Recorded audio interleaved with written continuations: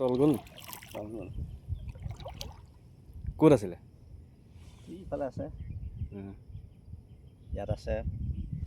গোটেই পানী পানী হৈ গ'ল। পানী তলত পানী বাঢ়িয়ে আছে। বাঢ়ি আছে নি?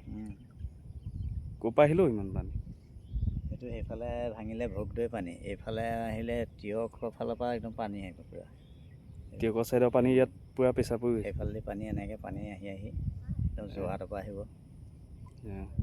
যোৰহাট তিয়ক এইফালে তিয়কৰ ছাইডৰ পানীটো এইফালে প্ৰেছাৰ পৰে নি? এইফালে অলপ প্ৰেছাৰ পৰে। বহুত পানী হৈ গ'ল। আহিব। ৰোৱা এনেকৈ থাকিলে কি হ'ব? মৰি যাব চব। মৰি যাব। এইকেইদিন গোটেইকেইদিন পানী বাঢ়িয়ে আছে হয় নাই? আজি বাঢ়িয়ে আছে এতিয়া। গোটেইখন ডুবি গ'ল। গোটেই পানী বাঢ়িলেহে চাৰিওফালে। এইবোৰ কঠীয়া এতিয়া যিবোৰ মৰি যাব আকৌ। কঠীয়া মৰিলেতো আৰু বিপদ হৈ যাব খেতিয়কৰ। আপোনাৰ কেইবিঘামান ডুবি আছে চাগে? মই এতিয়া সেইফালে ধৰি লোৱা 4-5 বিঘামান মাটি ডুবি আছে। বেলেগেওতো ডুবি আছে। 2 বিঘামান।